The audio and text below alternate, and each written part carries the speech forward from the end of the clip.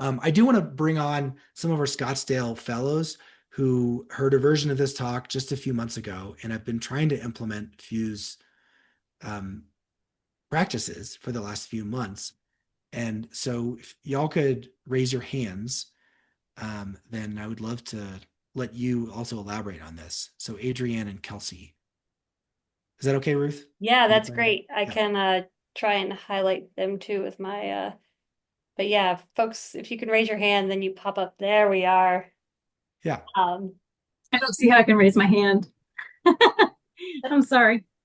But Adrienne and Kelsey, if you could just very briefly say your school and subject and grade level, and then what has been your experience in Fuse in terms of how, if at all, it's changed your mind and how it's been trying to implement these practices. Um, I'll go first. All right, Kelsey. I teach high school. I teach at Arcadia High School in the Scottsdale district, in case you missed that. Um, it has actually been a huge game changer for my math department. There's three of us working together through this, and we have some brand new teachers, but we also have some teachers who've been doing this for 25 plus years. And as they explained earlier, sometimes we get stuck in our ways and don't see the opportunities for growth. And so the conversations that we've been having about like little things that we do that we don't think about, we think it's encouraging or like motivating in some way, comes across poorly. And so we've been having conversations about what that looks like, how that's impacting our kids. And even our veteran teachers are going back to their classrooms and trying these things out that we've kind of brainstormed together in the fellowship, but then together as a team. And they keep coming back and they're like, wow, that actually really worked for fill in blank student here. And so we're seeing people who aren't necessarily the most willing to try new things, trying new things, and it's been huge for us. So That's great to hear. I've never heard you say that before, Kelsey. So that's wonderful. And definitely what we tried to do in designing this was we went and identified educators who have well-disciplined and engaging classrooms with good outcomes. And we just listened to them. And I don't know if you know Sergio Estrada, one of our facilitators, but I called him every Friday for a few years. And I was like, what are you doing? And he just had this interesting way of talking to young people where they were okay with failing publicly. And by the end of the year, they'd say things like, I cried all the time because the class was so hard, but I've never felt better about myself. I was surprised how much students talked about crying. Like it was not like this was a magical wonderland fun house class. They're like, oh no, physics is so hard I cry all the time. But at least I know my teacher cares for me. So, all right, Adrienne, hopefully I'm saying your name correctly. Yeah, Um, you sure yeah. are. Hi, Adrian Bass, and I've been at Tonalea Middle School now for 2 years. I'm transferring back up to Cheyenne, so it's those of you in the Scottsdale district know I'm literally going from either end of the spectrum as far as what our district offers. But what I have noticed at Tonalea was I offered the kids, I said, hey, the conversation is what, like in English class, you do rough drafts and then you turn in your final copy. How would you like that if I started doing that with your math test? And they were like, oh my gosh, yes. So we started doing that in just April and May because that's when we discussed it in our Fuse.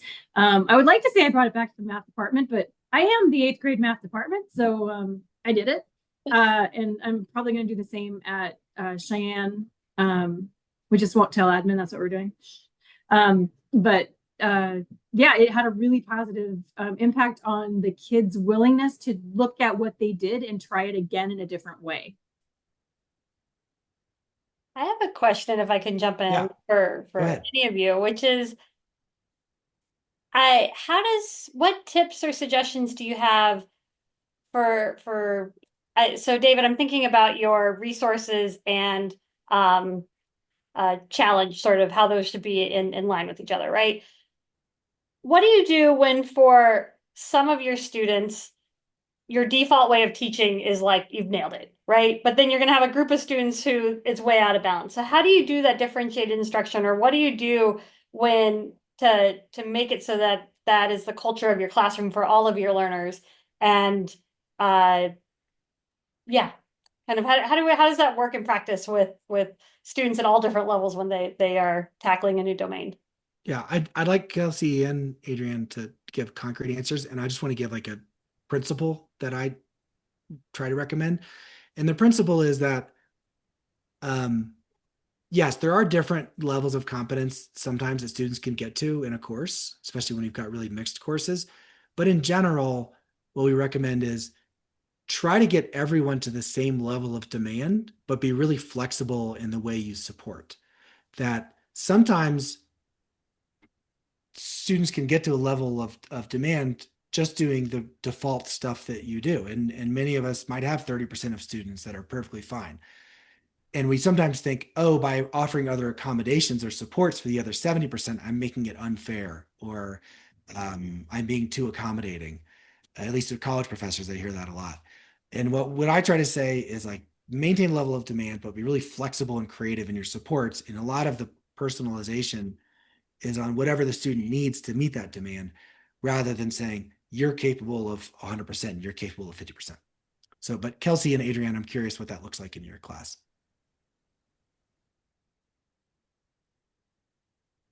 So for my class, I do a lot of retake opportunities. And I don't even give partial credit. Like, a lot of kids are under the impression that math, for you to be good at it, you have to be really fast at it. And the truth of the matter is, I will have some kids in my class who get it on the first try, and I'll have some kids in my class who need 10, 20, 30 tries potentially. Not that I can potentially give them that many opportunities. But sometimes they learn the topics on their time and not my time frame. So I actually give tests every Friday on just the topics I've talked about, and then they can retake any of their past tests. So they're really short tests, proving that they know what I need them to know, and then they can retry anything. So they get the opportunity to get a little bit better, grow every week, see their growth, kind of celebrate their growth as we're going. But that's what I've been doing in my class, and that's been helping a ton to answer your question. Thanks, that's great. Also going back before we hear from you, Adrian, I love that you use the metaphor of in your English classes, you do rough drafts and come back, and so you're able to borrow that and I feel like it makes a lot of sense versus like, oh, she's just letting me keep try, right? Like it's like, well, we do this in other domains. So, but yeah, what are your thoughts or suggestions do you have? Well, just like Kelsey, I also I test on Thursdays because I find we have a high absenteeism on Fridays. So every Thursday, I give a quiz over what we did from the previous Friday to that Wednesday, just to keep things fresh. And the accountability seems to increase if they know that I'm going to have to show this on a quiz. Um, I allow them to make corrections, but not retake because I tried retaking many, many years ago. And in the middle school realm, anyway, they just were like, well, the first time doesn't count. And I'm like, no, first time counts. So they do test corrections, is what they do. It's what it looks like in my class. Yeah, and that's a great point that um, each district has their own policies and also kind of their own student expectations. And so we we explain to teachers, here's one version. One version is they can totally retake the test and get 100% of their points back. You can get, but if that's not realistic, here's an alternative. We want everyone to create a policy that works for their own class. So we're not that's frankly why we call it a fellowship, not a training program, is we don't know what it looks like in Scottsdale middle schools. Like we're not the experts in kids. We're experts in like psychology in general. So we want people to create adaptations that work for them and then spread those in the network so that you're not doing it alone. Picking up on what you just said, which is there's a lot of differences between schools, between subjects, between all of these things. So I'm going to acknowledge that while asking a question that seems like I'm completely ignoring it, which is for Kelsey and Adrian, what, having participated in the program, what is something that you've learned that you think all teachers should know that would make their their lives easier, their classes more fun? What's one or two takeaways that you'd like to share to the 40+ folks we have assembled here?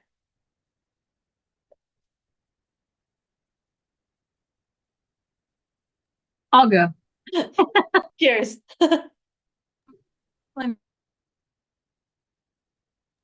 There we go. Unmuted myself. So very briefly, I've like ever since I started teaching, and I've been doing middle school for 22 years now.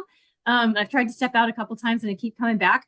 Um, I love the brain research that says there's two times in your life when your brain has explosive growth. One is when you're an infant and you're like 1 to 2, and the other time is like 10 to 14 in the middle school realm.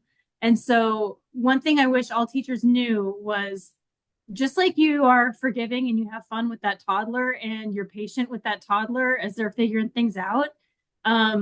I love the brain research segments that we've done in the Fuse program, just the few that we've done so far. Because to me, it just really opens my eyes and reaffirms that we need to have that same patience and that same feeling of forgiveness and adventure with those 11 to 14-year-olds whose brains are growing. And that information that you just gave yesterday, it's in there. They just forgot where they put it. And we just have to help them find it. As a parent of a 1.5-year-old at home, I'm going to try and do my best to remember that in, you know, 9, 10 years. But thanks. Kelsey, anything you'd like to share? Um, the thing that my group keeps talking about is, like I said, those little things that we say, like, oh, you should know this, or those types of things. And um, I can't tell you how many times we've come back to that same phrase because there's so many different ways you could say the same thing. And because we're going to mean the same thing in the end. But the way it comes across is that critical piece. But I don't know if you were in class or if your grandpa died the week you learned about ratios or whatever it was. So just approaching it as a way that it's uh not quite threatening. So saying the same thing would be like, I don't know if you remember this from fifth grade, but this is what we're talking about, or like those types of things, as opposed to like, why don't you know this? You should know this. And I know we all get frustrated and say something along those lines. But just thinking about what you mean and actually saying what you mean without saying the frustration part with it is a game changer. So. Yeah, and I think what one thing we try to emphasize when we create the materials is that um, as teachers, we all are deeply aware of our best intentions. Like we entered the profession, almost every single person in the profession entered it for the right reasons. We want to change lives. We want to give back in our community. We want to feel a sense of self-respect for having made a contribution to people, to our communities, to the future of our society, to our democracy. And we assume that we're wearing that on our sleeves when we're talking to them, right? But young people aren't sitting there saying, "Oh, I'm so glad my teacher is telling me all the problems with my math right now." And clearly it's because this is their personal mission to change the world. They're instead like, "Why does this teacher hate me? Why do they keep picking on me?" Right? And so they're presuming the worst when we're presuming they'll view it as the best. And that basic lesson is a little hard to get at first because our instinct is to say, "Oh, they're too sensitive. This is Gen Z. What a bunch of wimps!" Like, is it not? But one of the examples we use is a study we conducted with police officers, where we had police officers go approach people in the community, not while investigating a crime, but just getting to know them. And in one condition, one experimental group, we had them walk up to people wearing a gun and a badge, saying, "What are you doing? Why are you here? Where are you going? Where are you going next? Where are you coming from?" And just pepper people with questions. And guess what? People were not grateful. They weren't like, "Oh, thanks, officer. I'm glad you're here with a badge and a gun." And the officers were baffled by this. The officers were like, "My badge says serve and protect. Why would you not think I'm here to serve and protect?" But the civilians like think they're going to get shot. And then in another condition, we had the officers just say, "Hey, I'm walking around to get to know the community. We're not investigating a crime right now, but I just want to see if I can be useful. Would you mind if I ask you some questions?" And then they did the same questions. And by the end of that conversation, people feel great. They feel heard. They feel listened to. It's a dramatic difference. And I tell that story because, like, it doesn't matter if you're right about your intentions. Like, it matters if the 13-year-old in the middle of puberty who has never had more testosterone in their lives beyond this moment right now, like this moment you're talking to them, There's the most testosterone in their brains they've ever had. And then the next day, when you talk to them, now that's the day on which they have the most testosterone they've ever had in their entire lives. So of course they're bringing all this other nonsense into the narrative that doesn't need to be there. You just have to be like 3 times more transparent than you think you need to be. And when you do that, then it turns out that you have the kind of classroom you always wanted to have, which is one where students feel respected, and because they feel respected, they engage.